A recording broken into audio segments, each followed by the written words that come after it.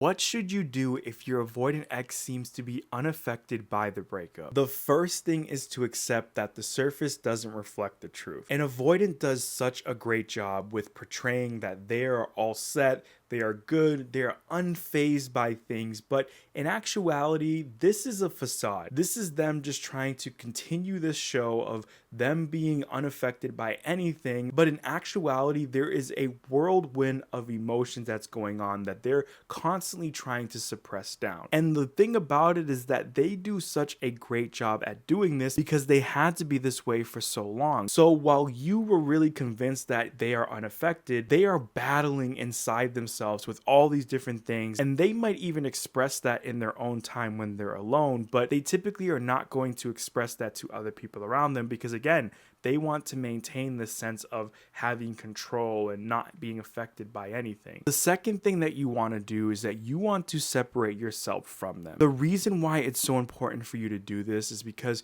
you are only going to get more frustrated and hurt because you don't understand how this person is not affected by this when they've told you that they've loved you and cared for you, yet they're acting as if you are a stranger who's just walking away from them. And how you're feeling is so very valid here, right? Because you would expect somebody who's felt those things to show some type of emotions indicating that they actually are sad about losing you in some way or some form. But as we mentioned, you can't control this, especially when it comes to an avoidant. So that's why you need to separate yourself, which is going to be you going no contact with them, which means you deleting them on everything, right? You don't want to just look at it from a standpoint of blocking them from being able to text you. It's also you removing them on social media in the sense that you are not going to run into them in some way or some form, which is going to cause you to essentially be more frustrated when you see them not being visibly upset in some way. And while at first it doesn't seem like it's going to make this better, it will over time the more that you do this. The third is to shift your focus on reclaiming yourself again.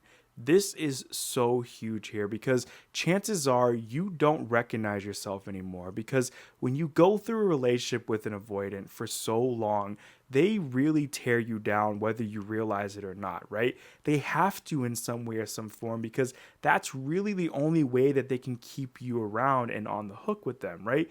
Because if you didn't have that happen, you would essentially get to a point where you would be like, I'm done. Like, I don't want to do this anymore. This is pointless. I need to move on. They really have to kind of tear that down to make you believe that you were the problem all along so that you do all of this effort to try to make things work out while they essentially can continue to be this avoidant and not have to deal with these things. So this is really about you taking the time away from this person and investing it back into yourself and figuring out who you are now.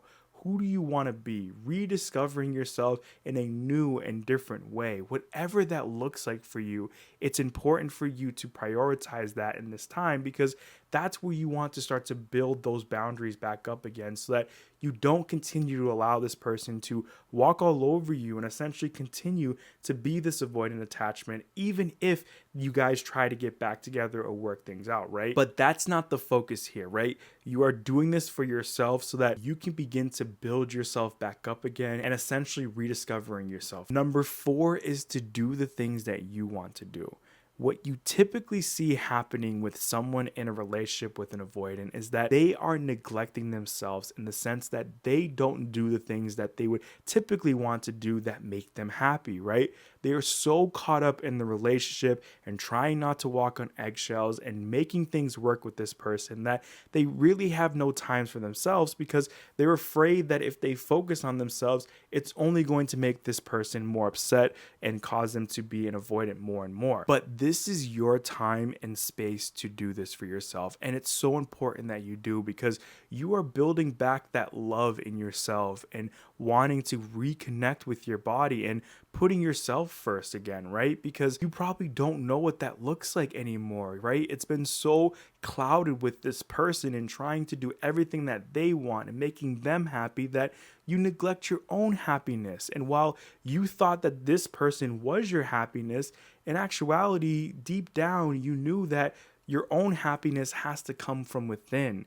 So this is so important for you to go get yourself an appointment to get a massage or to do a facial, whatever that might be for you. You got to really sit with yourself and figure out what that is and do it. And the fifth and most important thing is to let go of the outcome. You have zero control over this person and what they're going to do.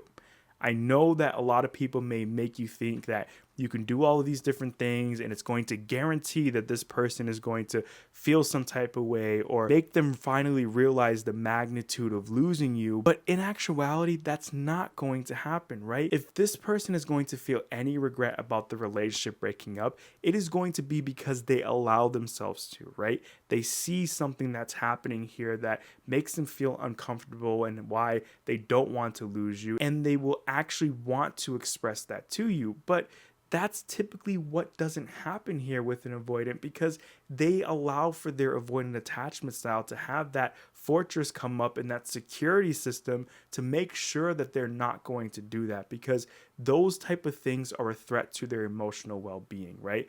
They don't want to be vulnerable. They don't want to express emotions because all of those things were a negative thing when they were growing up, because their caregiver did not meet their emotional needs or made them feel weird about expressing emotions, whatever that might have been.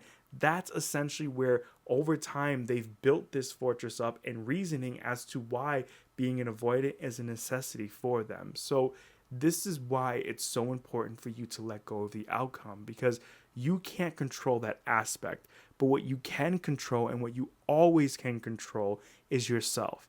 And what's important for you is to figure out what you need to do to heal from this. But with that said, I would love to hear what things are you struggling with when it comes to this in the comment section below.